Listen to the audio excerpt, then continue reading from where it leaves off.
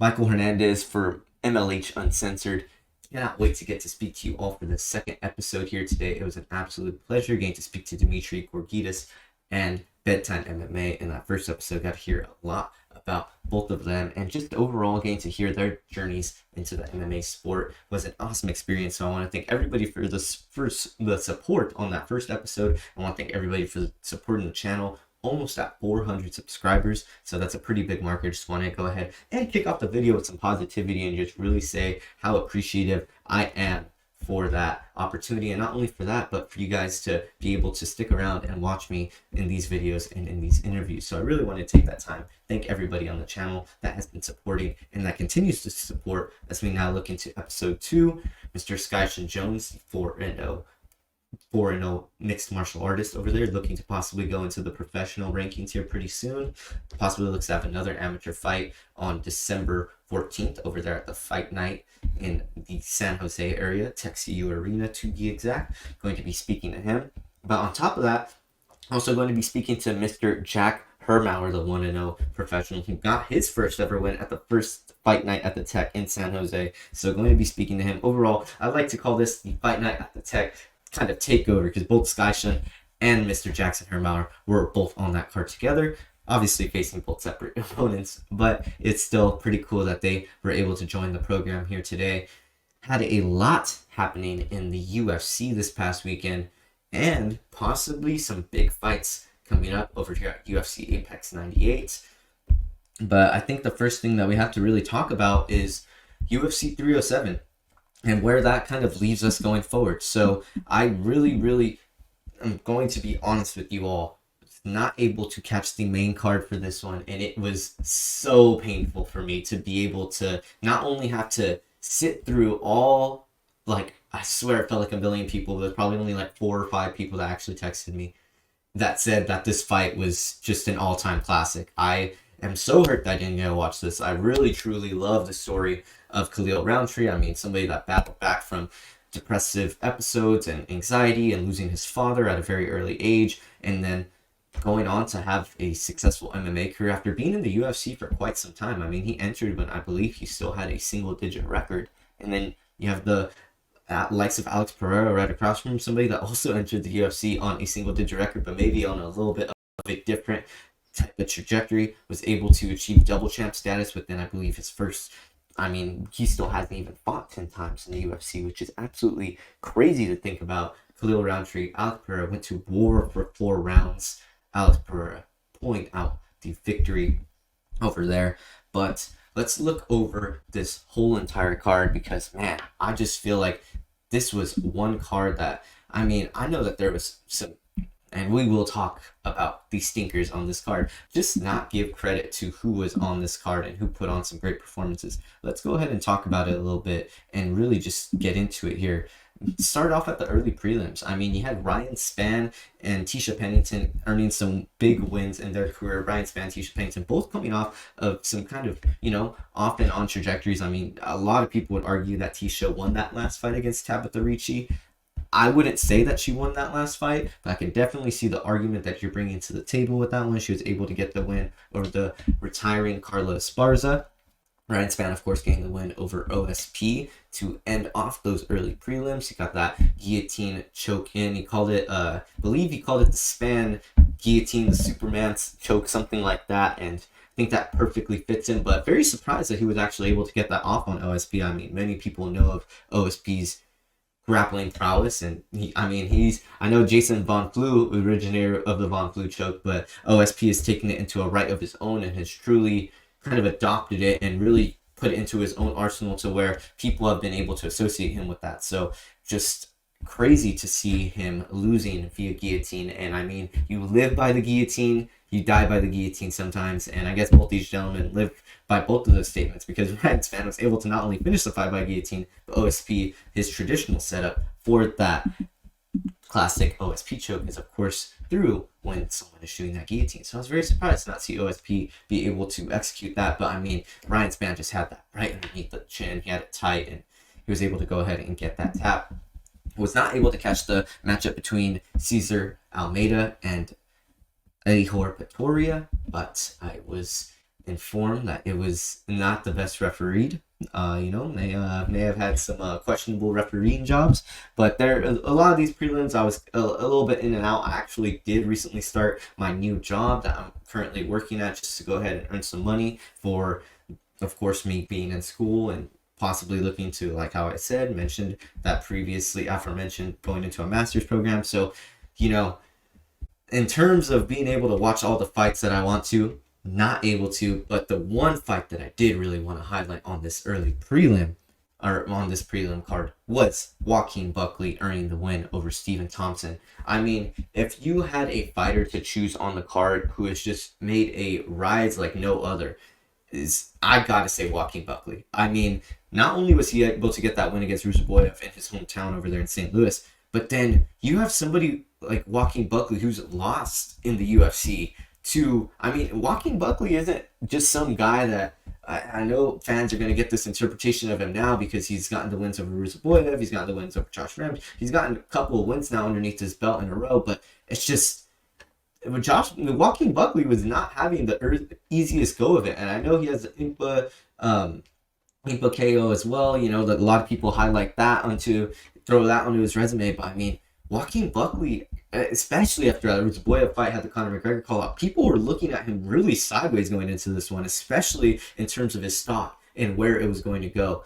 And I think that win over Stephen Thompson not only put Joaquin Buckley in possibly a new trajectory in that welterweight division, but he may get that fight call out that he was wanting so badly in the cage after the win against Stephen Thompson. And just the beautiful way to go ahead and set it up. Constant was pressuring Thompson and just using that wrestling, and was able to get that right hand across and utilize kind of Thompson's own weapon against him in terms of the footwork and being able to move in and out. And luckily, just an overall great win for him. And he did really well in this fight. I know that Thompson had some, he's always pretty good at getting up from the takedowns. But I mean, Buckley was forcing the pressure with the takedowns as well. I mean, he was 4 for 7 on the ground. I know Thompson got some licks in as well, but I would say an overall pretty good performance from Joaquin Buckley. And now you look at Stephen Thompson,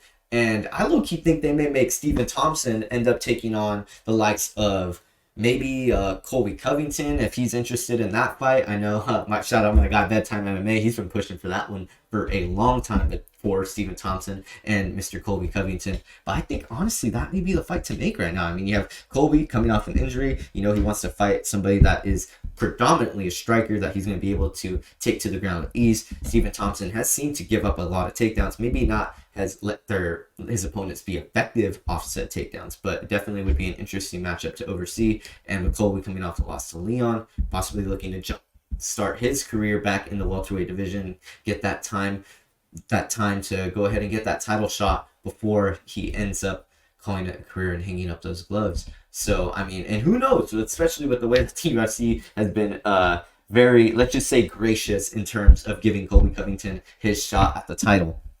And now this main card. Sadly, I'm not going to be able to speak on much of this main card besides for a couple of fights. Now, Roman Dolidze, Kevin Holland. I was able to watch this one in completion.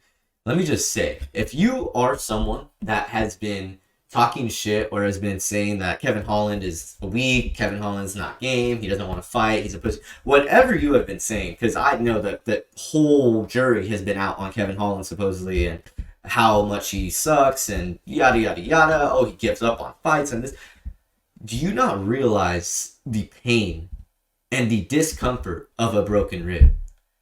Like, I get he gets paid to get in there and do his thing and so on and so forth. And you know what? You have that respect as a fan paying for the pay-per-view to want those guys to go in there and perform. But to call a guy these names and to just go after him maliciously, like how so many of these people have doing it, and this is not even a love letter, quote unquote, to Kevin Holland to try and get him. I know this is just more me speaking from a humanitarian standpoint. It's just absolutely crazy that people bet money on a sport like MMA that is so unpredictable and then proceed to get upset at the fact that their said bet does not win, or that their said person that they told their friends was going to win doesn't win. Like, the fact that Kevin Holland has to come out and like reply to guys like that, I mean, I understand maybe talking about the injury, talking about, how he was feeling in there, but to go ahead and respond to all these people saying that you basically quit on yourself in there when we all know Kevin Holland is nothing but, I mean, maybe he may not be the most quote unquote,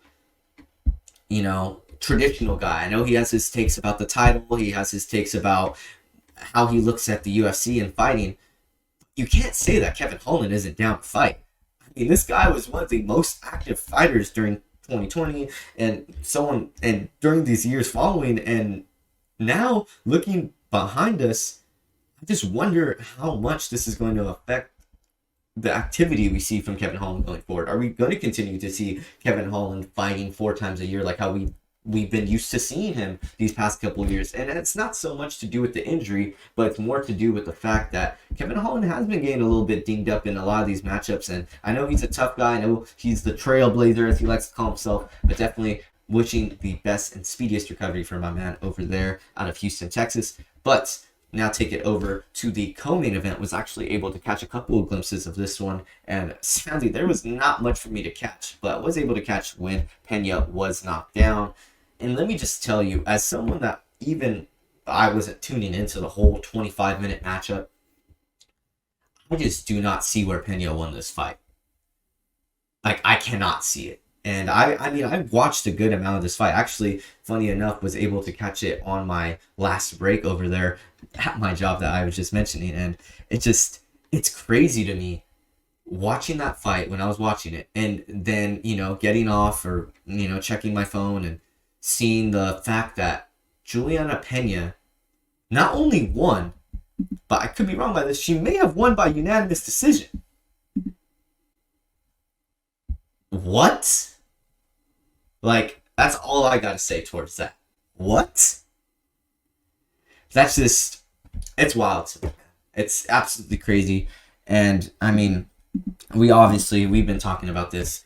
Alex Pereira, Khalil Roundtree, just an absolutely amazing showmanship between these two guys. And I was sadly not able to watch this matchup live, but I've been able to watch a couple of the highlights. And, man, these guys are putting it on each other and just really emptying the gas tank. You got to give it up to Khalil Roundtree, man. I know that everybody's been saying that this weekend, but his stock, just like, another gentleman on this card, Joaquin Buckley, is just exponentially risen, just gone over the roof. So congratulations to, not only Joaquin Buckley, but Khalil Roundtree. I know it may sound a little bit weird to say congratulations knowing that he lost, but dude, the way that you win it, that way that Khalil went in there, like, not often do you say that a UFC fighter or an athlete in many respects gave it all they had.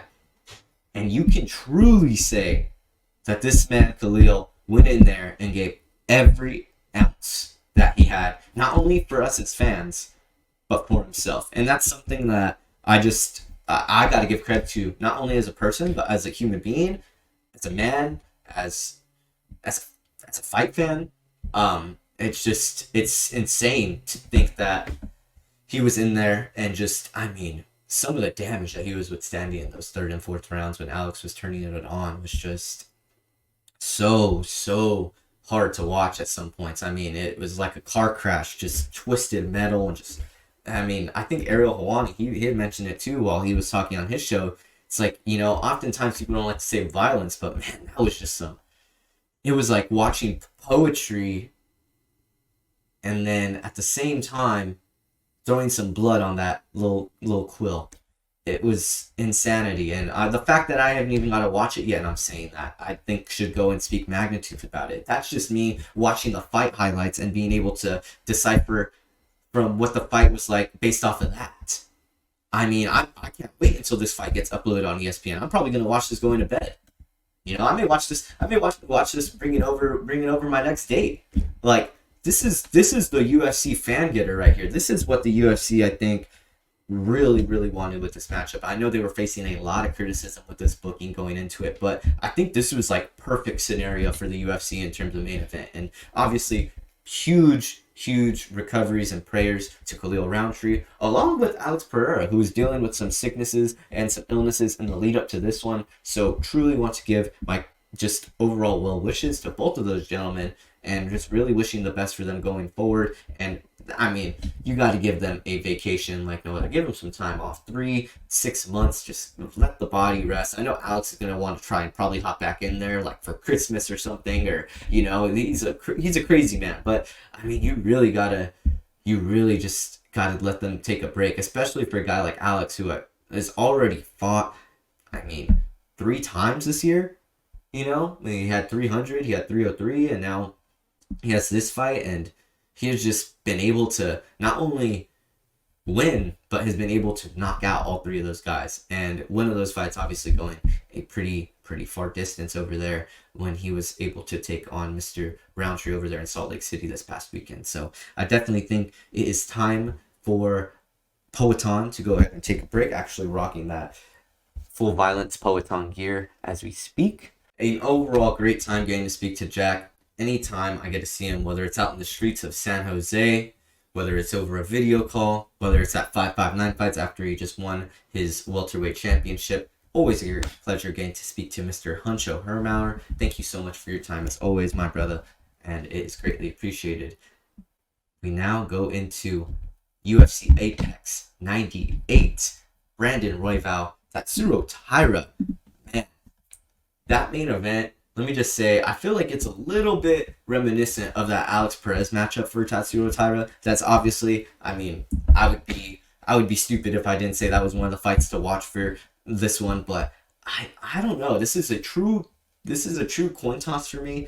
I like Tatsuro in the sense that I know Brandon Royval has had struggles with the grapplers over his time, but I really like Brandon Royval on the feet in this one. I know Tatsuro had a little bit of trouble with Alex Perez in that first round on the feet, and I think if Alex Perez is able to touch you up a little bit on the feet, then Brandon Royval is going to do a little bit of something that you have never seen before. So possibly, I think he could be playing a little bit of upset here. I know Tatsuro's rated below Royval, but I think a lot of people are counting Brandon Royval out and just possibly looking at UFC's feeding Taira this, obviously, former title challenger in Royval, but I think that Royval gets it done.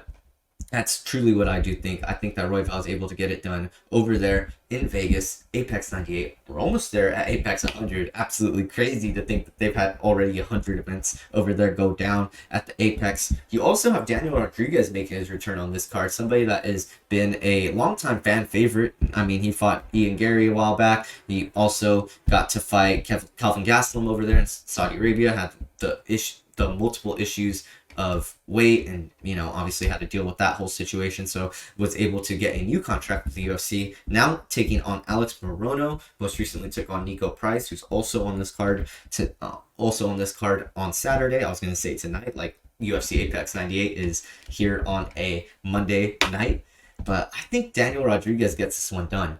I really think that Daniel Rodriguez has the edge in the striking. I mean, he was doing pretty well on the feet against Kelvin Gastelum, and just, I mean, size just really came into factor, I feel, for Kelvin, and he was well overweight for that fight, so that definitely does make a whole lot of sense in terms of why D-Rod wasn't able to maybe be as efficient as he wanted to be. But I think he gets this one done over Alex. Give me D-Rod. I think that's going to be a fight to watch for sure. Think that possibly could be the fight that you see D-Rod get a little bit back on trial, because he's been having a little bit of a rough go as of late when it comes to his UFC opponents. So definitely going to be very excited to be watching that matchup.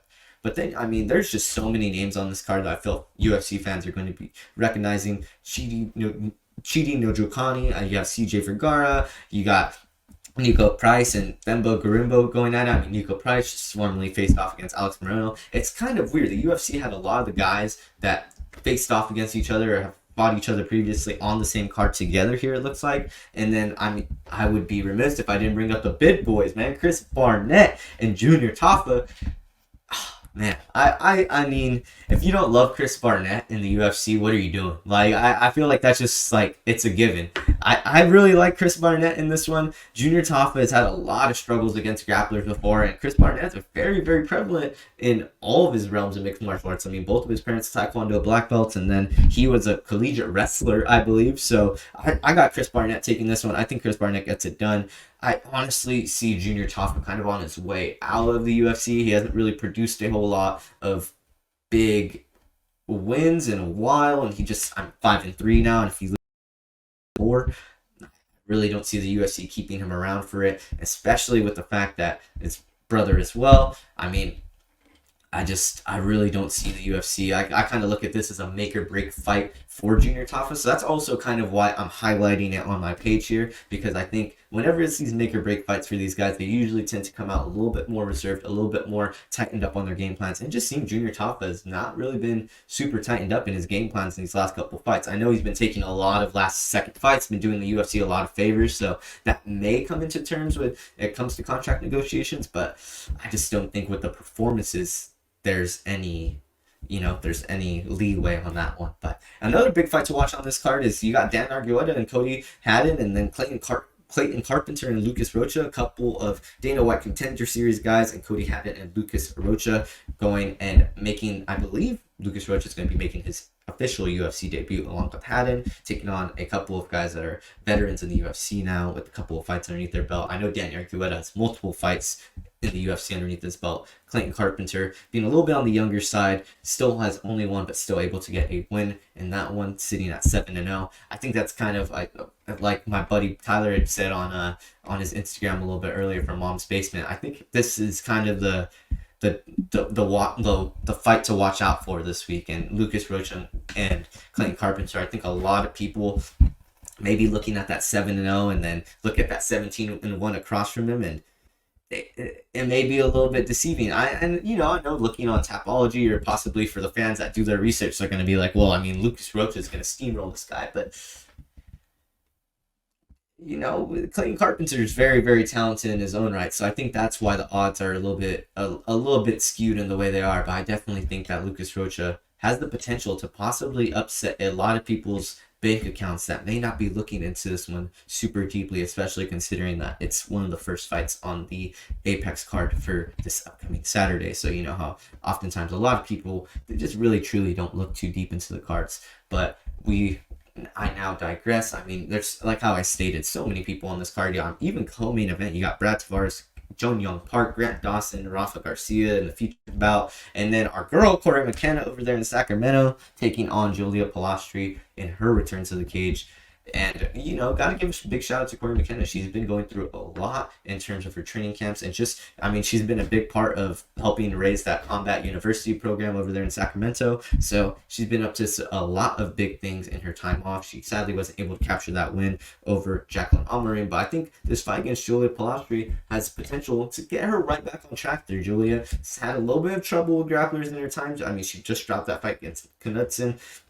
Knudsen, obviously, huge grappler, has the power in that realm. And I mean, we all have seen Corey McKenna in her fights when she's able to bring it down to the ground. That is truly where she is able, bread and butter. She is a brown belt in Brazilian Jiu-Jitsu, I believe, pretty close to her black belt. Parents are former mixed martial artists as well, so her grappling is very, very on point.